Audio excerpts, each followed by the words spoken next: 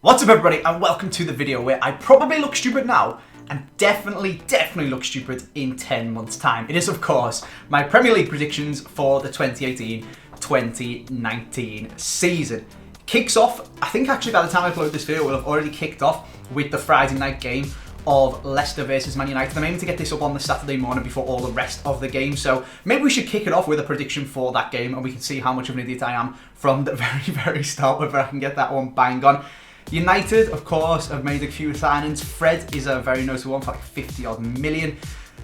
There's been a bit of iffiness been going around in the press with Jose Mourinho. Talk of players falling out and maybe Mourinho getting the sack and stuff like that as that talk tends to happen after a few years. But I mean, first game of the season, anything can happen, but if I'm going to have to give a prediction, I'd probably say 3-1 to United and then be top of the table after the very first day, obviously because nobody else has played. So laying that down, you guys have already seen that result, so that is a good benchmark for where you guys are going to put these predictions coming from me. Should let you know as well as we're going to jump into it that, I mean, if you watch my channel, you probably know I'm an Everton fan. As you can see by this shirt, I'm an Everton fan. Probably going to be a little bit biased, but I'll try my best not to be. I mean, I can categorically tell you right now that I don't think Liverpool are going to win the Premier League this season. Crazy, I know, but I'm just putting that one out there. I'll get around to where I think they're going to finish, and we are going to do this a little bit differently as well. I didn't just want to make a video where it's just me listing off where I think people are going to come in the table, and also I couldn't be bothered to edit mad amounts of fancy graphics over the top of this. So we're just going to have a little bit of a chat. Got my phone with some notes of stuff that you guys wanted to know from me, and we're just going to jump straight into it. Just crack on, have a little bit of a chat, and we can see, come back to this in 10 months time and see how good, bad, or absolutely horrific my predictions have been. If you guys think I'm wrong about anything, please do pop it down in the comments section. If you enjoyed this video, please do drop a like. Don't go disliking it if you think I'm an absolute idiot, because you're probably going to end up thinking that anyway, and I don't want loads of dislikes. But I mean, if you really do disagree with me, knock yourself out. I don't really mind that much, but I'd appreciate it if you dropped a like and maybe subscribe by your post as well. But anyway, let's just crack on straight into it. I suppose, as we started off saying I don't think Liverpool are going to win the league, we should probably start off with who I think actually are. And to be honest with you, I'm going for a bit of a cop-out with this one. I can't see anyone else but Man City winning the league. Like, I put a tweet out after the Community Shield, and it was after seeing Bernardo Silva, and I remember saying, you're telling me that all of last season, Manchester City had one of the best attacking midfielders in the league, and they played him right wing because they also have the best attacking midfielder in the league in Kevin De Bruyne. They got Bernardo Silva, who they stuck right wing because they've got De Bruyne. They've just signed Mahrez as well, who also plays on the right wing. They've got Aguero, Gabriel Jesus, Sané, David Silva. The list goes on. It's absolutely stupid. Out of the attacking midfielders in the Prem, I think with that tweet I said, out of the top 5, they've at least got 2 or 3. It's stupid. It's actually ridiculous how mental their squad is. I suppose the only weak areas that they've got really are, I mean, their midfield's ridiculous, their attack's ridiculous.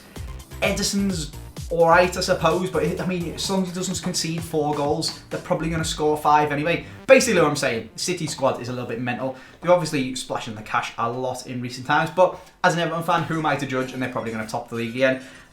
It's a bit of a cop-out, I know, but their squad's just too ridiculous to say that anyone else is going to do it, to be honest with you. So that is where I have gone with that one. How should we crack on? Should we just do the top 6 then, I suppose, whilst we're here? Then we'll get on to relegation. You guys wanted to see me talk about like some biggest shocks. Like I said, I didn't just want to list through where everyone in the world's going to finish. We'll do top 6, we'll do relegation, we'll do player of the year, top scorer. I'll talk a little bit about Everton, being an Everton fan. Some big shocks, who I think is going to win the cup, what you guys wanted to see, who I thought was going to be the best signing and the worst signing, which is going to be funny when we look back on this in 10 months if the best signing has played absolutely horrendously and the worst one is turned out to be absolutely sick. But let's just crack on with the top 6. So I'm going City obviously first, I'm going Spurs second, and then that is where I am putting Liverpool in third, with the final Champions League space going to Manchester United, leaving Arsenal in 6th and Chelsea in...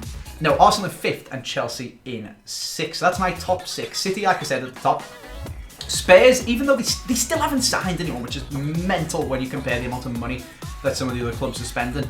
All of the other clubs are spending. So Spurs are just consistent, is basically what's there. The squad hasn't been disrupted. And there was talk of Alderweireld going to United, but nothing has come of that just yet. They haven't signed Gareth Bale. Shock horror, I know, crazy, but they have still got Harry Kane. So I think just the consistency, just the classic Spursy putting the pressure on. They're not going to win the league. They'll probably come second. Yeah, that's what I'm going with that one. Liverpool, Third, a lot of Liverpool fans are going absolutely crazy and saying it's their year. Because they're Liverpool fans, they do that every year. They actually are getting a lot closer, to be fair to them. Like, their squad's pretty nuts. They still need to sort the defence out a little bit. They've signed Alisson. Whether he's actually going to be the wonder fix that they need, or whether there's some other inherent deeper problem in Liverpool's system or the way they play that exposes the goalkeeper a little bit too much, I don't know. I'm not Statman Dave. I don't know about all predicted goals and all stuff like that. But I do like the last 2 or 3 keepers that Liverpool have had have aired on the side of being very dodgy, and maybe that's just bad luck. Mignolet, not Alisson, they've just signed Alisson. Mignolet, Karius, who was it before that? Was it Pepe Reina? When I was watching Pepe Reina, and he was incredible shot stopper, but I never had like the craziest amount of confidence in him to win the ball and come out and dominate the box when I was watching Liverpool games. I don't know, maybe that's just me. And then he had like Jersey Dudek and stuff, remember him? He was mental as well. He was either absolutely sick or absolutely terrible. So maybe it's just a Liverpool thing, maybe they just don't have very good goalkeepers, whether that's based on the system, based on the way they play. I don't really know. Is Alisson going to cure everything? Maybe, probably not. I mean, it's only his first season in the Prem. Probably doesn't make that much difference because he's a goalie. It's not like you're coming into the midfield and all of a sudden you're getting bullied by everyone, but I don't know. I just don't think that's the massive fix that they need. They're a very good team. They're probably going to come first. They'll come above United anyway. That's what's important to Liverpool fans. Above United and above Everton. So I think they'll do that. So then we've got United, who, it's a weird one. They finished second last year, but there is a little bit of discontent there. I'm not really sure what's going on. They're trying to sign centre-backs. They're trying to sell centre-backs. It's a bit of a weird one. They got Mourinho. They don't play the most attractive football. They got Pogba, who was incredible at the World Cup, but just doesn't perform at all for United. They've just signed Fred, who, like I said, could be sick. 50 million. I honestly don't really have much of an idea, but there's nothing that strikes me from United that makes me think, okay, they're actually going to step up to City's level this year. But then at the same time, I've got a feeling that United were bad last season and they somehow still finished second. So it could go either way. I mean, between them, I think City are going to come first. Between them 3, it could go any way at all, like it did last season, like it did the season before. So it's all over the place. But they're the next 3. They're the 3 Champions League teams, let's say. Second, third, fourth doesn't really matter too much. Does fourth have to qualify for the Champions League? I think they do. Whereas second and third go straight in. But Spurs, Liverpool, United. Then we've got Arsenal, who of course new under Emery and could actually do very well. But then there's also a lot of trouble around Kroenke buying out and taking over the whole club, which Arsenal supporters clubs are just going mental about. Like, they're just not happy about that at all. So it'd be interesting to see how that goes. But new manager, can the players step up and get back to that Invincibles level? Probably not straight away, so I'm going to put them down in 5th. And then Chelsea, it's just Chelsea now, isn't it? To sack the manager, do sick. Sack the manager, do terrible. Keep the manager, do sick. Sack the manager, do sick. Sack the manager, do terrible. It's just, you don't know what's going to happen really with them, do you? They're absolutely all over the place. They'll nearly win the league one season and then they'll come back 9th the next season.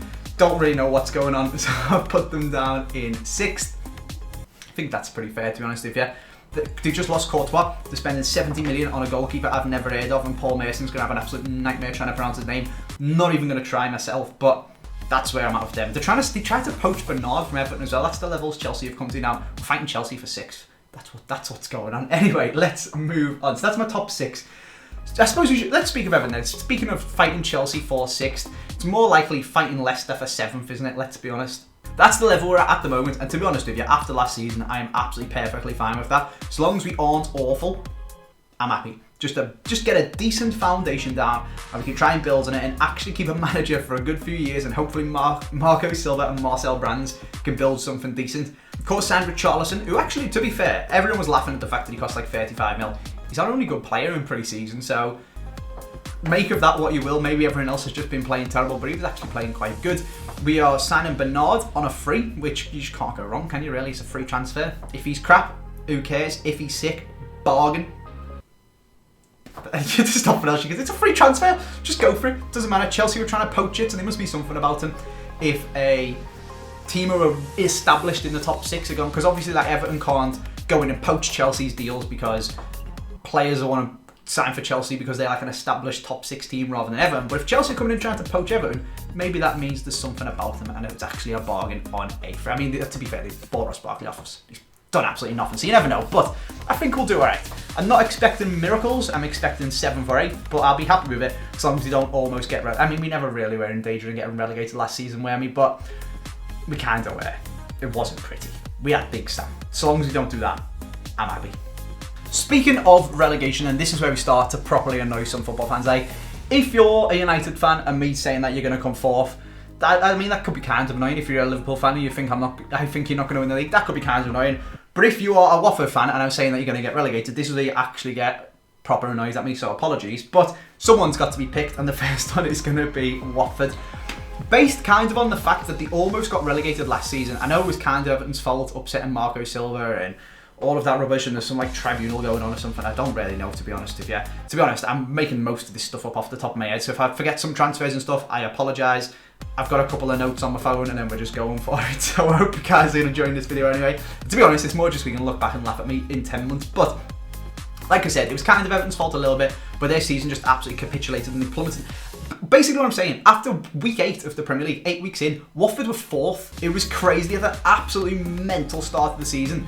And then it wasn't Southampton levels of only just not getting relegated, but they were close. And after being 4th after 8 weeks, like what's 8 weeks of the season? What did you play? Did you play 32 weeks?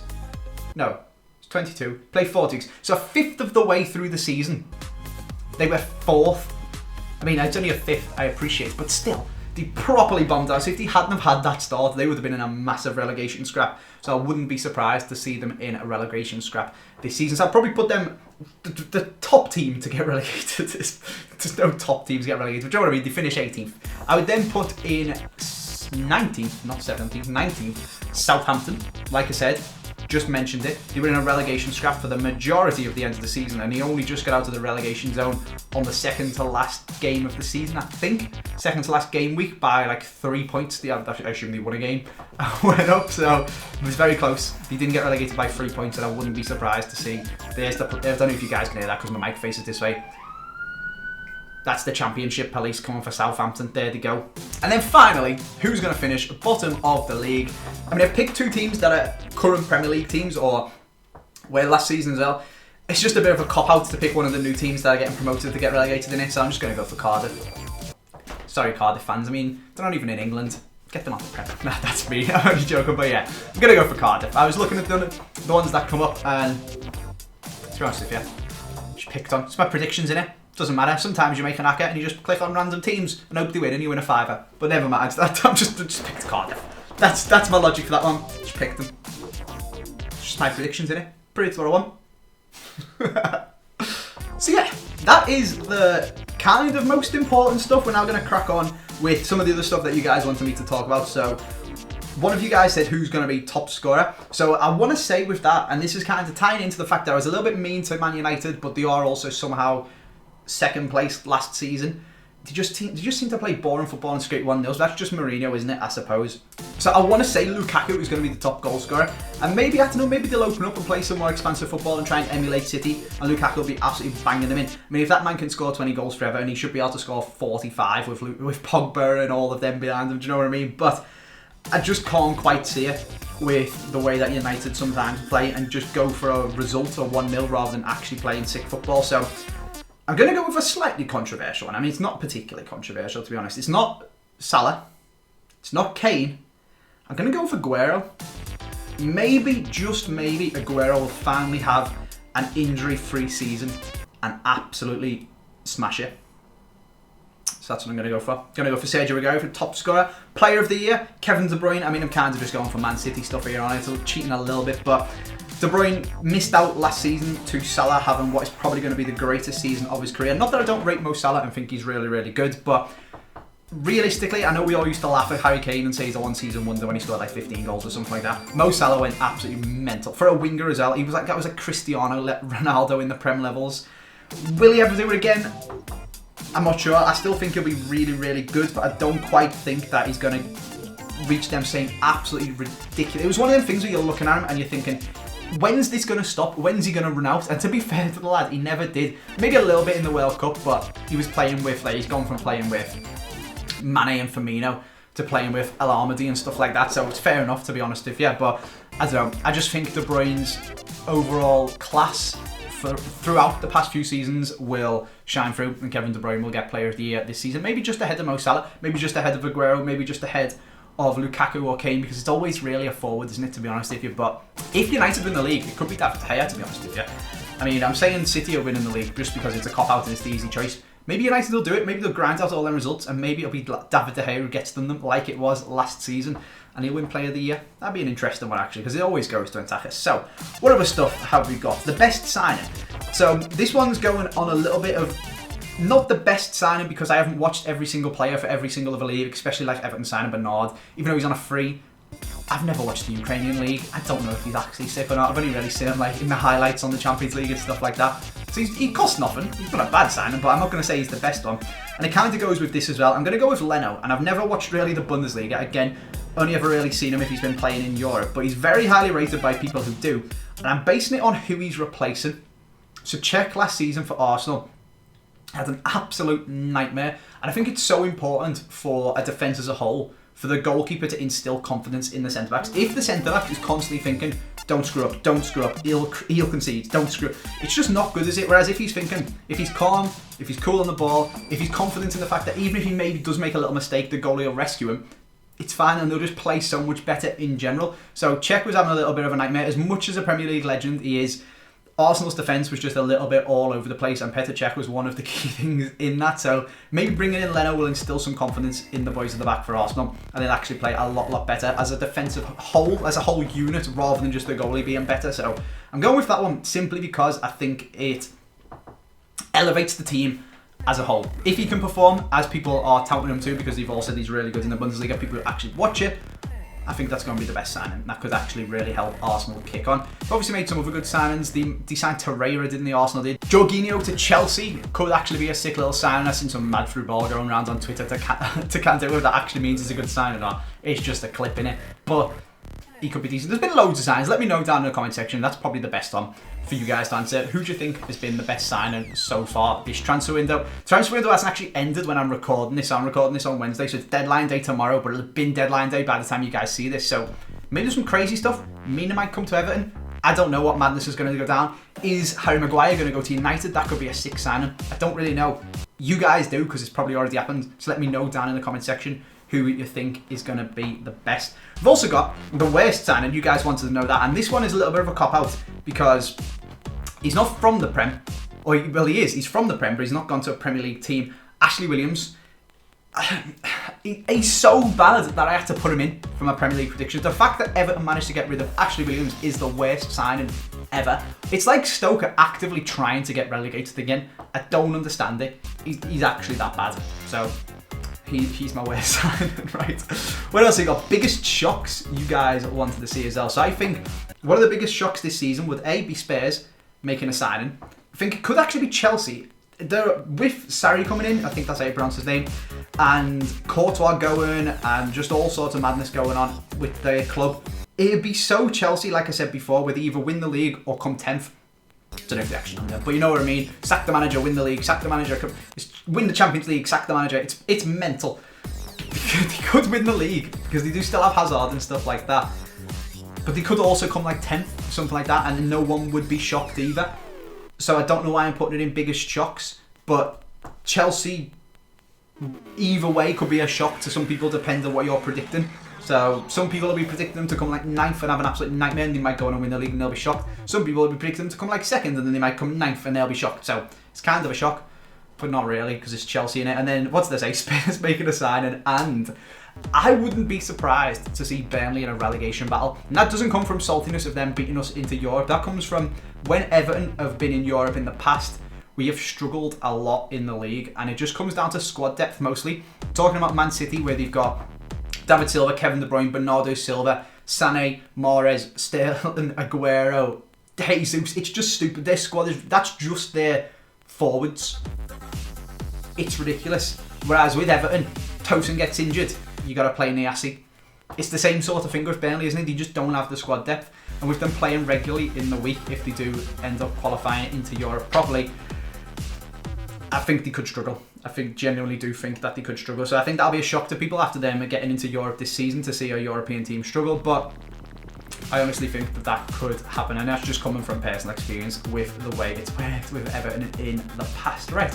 I think I have waffled all the way through the things that you guys wanted me to predict about. So let's suppose that's where we're going to leave it. We've had a little chat. I hope you guys have enjoyed it. Bit of a sort of podcasty kind of thing, just me having a chat to you guys, which has been fun.